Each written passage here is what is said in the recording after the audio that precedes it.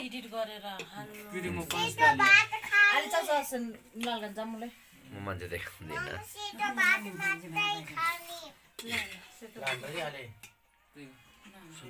बाबुलाई कति हाल्दिनु खाना होइन आमाकैमा खान्छ है मकनपुर जिल्ला फाखेल गाउँपालिकामा चाहिँ आज हामी छौँ आएको ठाउँमा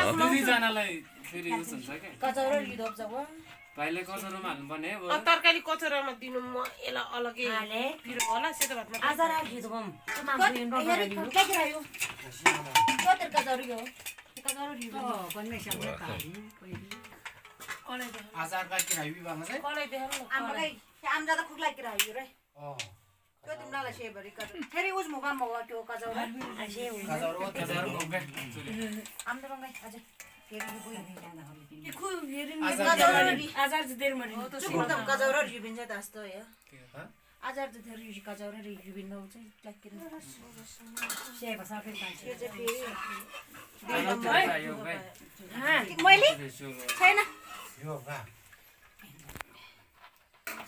बाबु मलाई दालमा हाल्दिनु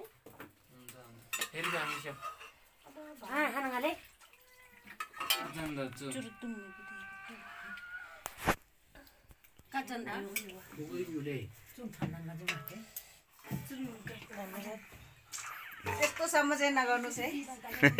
यो त एउटा कल्चर हो नि ढिँडो चाहिँ धेर हुन्छ हो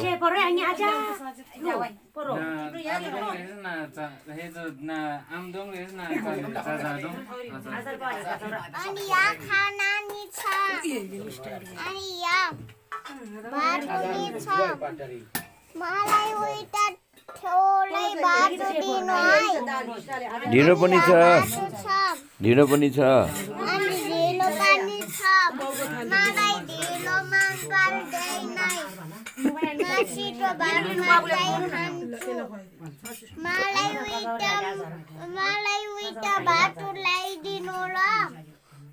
तपाईँ अनि भिडियो बनाउँछ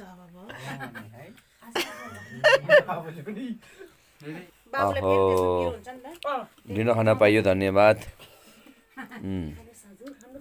ढिँडो ल है यहाँ सिधो सिधो पिरो देखिएछ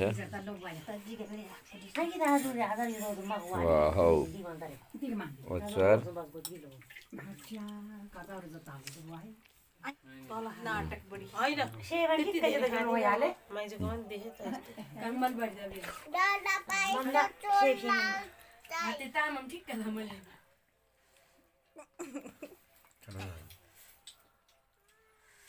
हजुरलाई मकनपुर कस्तो फिल भइरहेछ आज मलाई मकनपुर त एकदमै रमाइलो लागिरहेछ विशेष गरी त यहाँको अर्ग्यानिक आइटमहरू फुड्सहरू होइन खान पाइरहेको छु तपाईँ पनि एकदम मजाले खाइराख्नु भएको छ कस्तो लागेको छ तपाईँलाई चाहिँ मिठो एकदमै तपाईँ त सानैदेखि यतै हुर्किनु भयो है मजा छ रमाइलो लाग्यो खुसी लाग्यो तपाईँहरूको साथमा आज यो बेलुकाको खानामा सामेल हुन पायौँ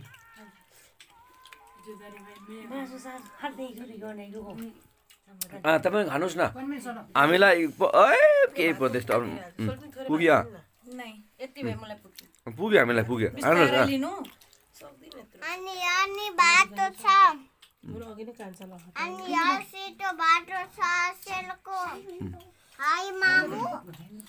अनि असेर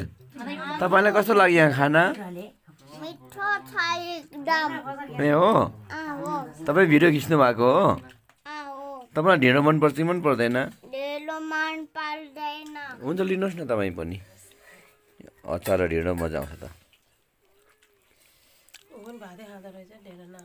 कसले ए अहिलेको युवाहरूलाई त्यही हो नि 18 वर्ष भयो ढिँडो नखाएको मान्छे 18 वर्ष भयो होला नि हैन कान्छाले फेरि खाँदो रहेछ कान्छाले फेरि ए त्यस्तै राम्रो त्यस्तो पाएपछि त्यस्तो खाँदैन ए सेतो खाली खाँदैन हुन्छ हैन त्यो कसैको ढिँडो लिनु भएको अलि धेरै लिनु न त्यही त थोरै भयो अरूलाई धेरै धेरै टेन्सन नलिनु मलाई पो हामी त रातभरि पकाउने रातभरि खाने हो नि भात पो धेरै हो लिनु लिनु होइन म त यहाँ यसो ढेँडो पनि चोर्दैछु त्यहाँ ढिँडो भनेको चाहिँ मन पर्नुभन्दा पनि स्वास्थ्यको लागि चाहिँ राम्रो कुरा हो एकदमै हप्तामा नभएको पनि एकपल्ट ढिँडो खानु भन्छ हाम्रो स्वास्थ्य कर्मीहरूले होइन शरीरमा त्यो भात खायो भने चाहिँ एक किसिमको त्यो रोग लाग्छ अरे क्या त्यही भएर दुब्लो भएको क्या ए यता हाम्रो बाहिर ढिँडो मन नपराउनु कारण चाहिँ के हो खास मलाई अब यस्तो हुन्छ घाँटीमा अड्काउने होइन अड्किने बच्चादेखि मतलब खाएर आएको अँ अहिलेसम्म अब मन नपर्ने क्या अब भइरहेछ मलाई चाहिँ है। तपाईँभन्दा पनि अर्को सानो भाइ यता भाइ खाजालाई हुनुहुन्छ सोध्नु नि अनि भाइले चाहिँ फेरि ढिँडो मन पराउने छ ऊ कतिको मन भाइ तपाईँलाई ढिँडो कतिको मनपर्छ मतलब त्यो भात खानु नपाएर ढिँडो मन पराएको त होइन नि होइन कतिको त घरमा हुन्छ गाउँघरमा होइन ढिँडो पाउँदैन भात पाउँदैन ढिँडो मात्रै खानुपर्छ होइन तर तपाईँ त दाइले भात खाइरहने भाइ चाहिँ ढिँडो खाइराख्ने ढिँडो मनपर्छ नि है अनि अब भाइ तपाईँ पक्राउ पर्नुभयो तपाईँ चाहिँ मतलब अब होइन अब त्यो बच्चादेखि चाहिँ अब नखाएकोले मन पराएन ढिँडो भन्नुभयो तर तपाईँको भाइ त तपाईँभन्दा कान्छोले ढिँडो मन पराउँछ तपाईँले ढिँडो मन नपराउनु कारण चाहिँ खास के हो मलाई चाहिँ अब खास भन्नु पर्दाखेरि भित्र मनदेखि नै मन नपर्ने हो त्यही भन्नु पर्यो हजुर पक्कै पनि अब यो कसैको शरीर गुणा हुन्छ ल ढिँडो मनपर्ने मन नपर्ने अनि यता हाम्रो म्याम हुनुहुन्छ तपाईँले चाहिँ ढिँडो साह्रै मजाले खाइराख्नु भएको छ नि एकदमै तपाईँ ढिँडो मन पराउनु खास कारण के छ मलाई तपाईँ 10 वर्ष बाहिर बसेर आउनु भयो त्यो 10 वर्ष बाहिर बसेर आएको त बाहिर खानु भयो कि नै महसुस हुन्छ नि त मान्छेहरू मैले बाहिर पनि खाएको छु किनकि नेपालबाट साथीहरू आउने हुन्छ ए हजुर मैले मम्मीलाई फोन गरेर मिठो गुन्द्रुक अनि त्यसपछि त्यो टिम्बुर पनि पठाउनुहुन्छ कि त्यही भएर तिम्रो हो यस्तो मजाले खान्छ सुकुटी वाइ वाइ चाउचाउ यस्तो साग हुन्छ टेस्टी हुन्छ कि तपाईँले ढिँडो जुन खाइरहनु भएको छ नि होइन ढिँडोको विशेषता भन्नुपर्दा केलाई फोकस गर्नुहुन्छ कस्तो छ भने यो ढिँडो भनेको यो चामलको खाना चाहिँ कस्तो भने खाएर 3 घन्टामा पनि भोक लाग्ने होइन ढिँडो खाएपछि फेरि चामलले चाहिँ 3 घन्टामा भोक लाग्यो भने यो ढिँडोले चाहिँ 5 घन्टासम्म भोक पनि भोक लाग्दैन कस्तो ऊ हुन्छ है यसमा चाहिँ अब पावर हुन्छ पावर दिन्छ एकदम पावरवाला ए ढिँडो हजुर जस्तो तपाईँलाई ढिँडो मनपर्छ है एकदमै ल खुसी लाग्यो तपाईँको साथमा ढिँडो खान पाएको छु मैले पनि एकदम हेल्दी हुन्छ पनि खुसी लाग्यो हेल्दी रमाइलो छ अनि यता हाम्रो दिदी हुनुहुन्छ यहाँ ढिँडो खाइराख्नु भएको छ नजाउनुहोस् न तपाईँलाई चाहिँ ढिँडो कस्तो लाग्छ भनिदिनुहोस् न दिदी यता फर्केर हाम्रो दिदी हुनुहुन्छ ढिँडो खाइराख्नु भएको छ होइन भन्नु न ढिँडो कस्तो लाग्छ तपाईँलाई चाहिँ चुलातिरै पस्न लाग्नु भयो अनि रमाइलो माइन्ड नगर्नुहोस् है रमाइलो गरेको रमाइलो गरेको हाम्रो गायिका तथा डान्सर सीमा घिमिरेज्यू पनि यहाँ ढिँडो खाइराख्नु भएको छ ए भात पो रहेछ